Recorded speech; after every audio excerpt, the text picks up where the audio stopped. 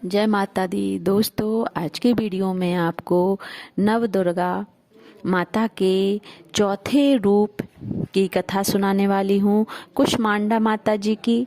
तो आप वीडियो के अंत तक बने रहें। माँ दुर्गा जी के चौथे स्वरूप का नाम कुष्मांडा है। अपनी मंद हल्की हंसी द्वारा अंड अर्थात ब्रह्मांड को उत्पन्न करने के कारण इन्हें कुष्मांडा देवी के नाम से अभिहित किया गया है।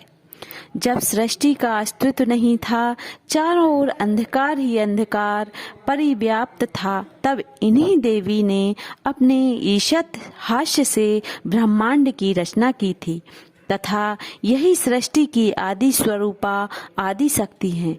इनके पूर्व ब्रह्मांड का अस्तित्व था ही नहीं। इनका निवास सूर्यमंडल के भीतर के लोक में है। सूर्य लोक में निवास कर सकने की क्षमता और शक्ति केवल इन्हीं में है। इनके शरीर की कांति और प्रभा ही सूर्य के समान ही दीप्तिमान है।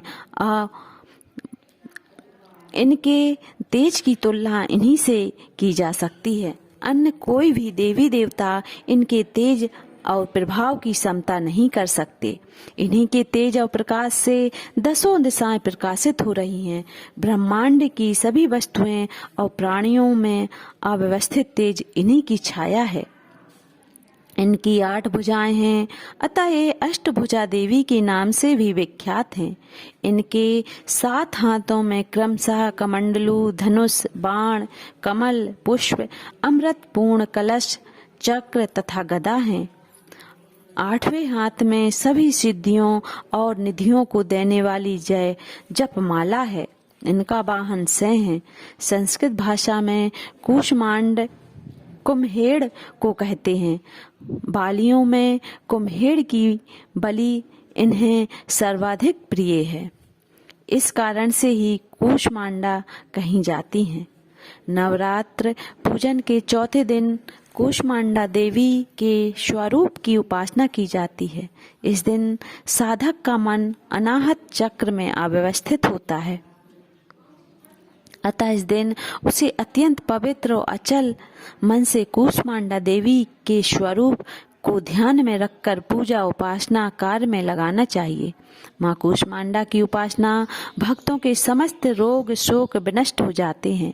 इनकी भक्ति से आयु, यश, बल और आरोग्य की वृद्धि होती है। माँ कुष्मांडा भक्ति से भी अल्प भक्ति से भी प्रसन्न होने वाली हैं। यदि कोई व्यक्ति लगातार भक्ति नहीं कर सकता है, केवल एक ही दिन 1 घंटे उनकी साधना कर ले, तो कुष्मांडा माता उनकी समस्त मनोकामनाएं पूरी कर देती हैं। यदि मनुष्य सच्चे हृदय से इनका शरणागत बन जाए तो फिर उसे अत्यंत सुगमता से परम पद की प्राप्ति हो सकती है। हमें चाहिए कि हम शास्त्रों पुराणों में वर्णित विधि विधान के अनुसार माँ दुर्गा की उपासना और भक्ति के मार्ग पर अग्रसर हों।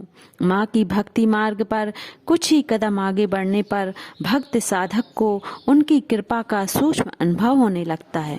यह दुख स्वरूप संसार उसके लिए अत्यंत सुखद और सुगम बन जाता है।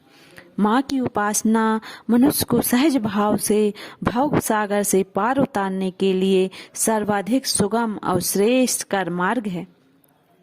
माँ कुष्मांडा की उपासना मनुष्य को आंधियों व्याधियों से सर्वथा विमुक्त करके उसे सुख, समृद्धि और उन्नति की ओर ले जाने वाली है।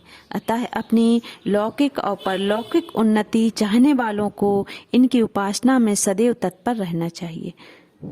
जय माता दी।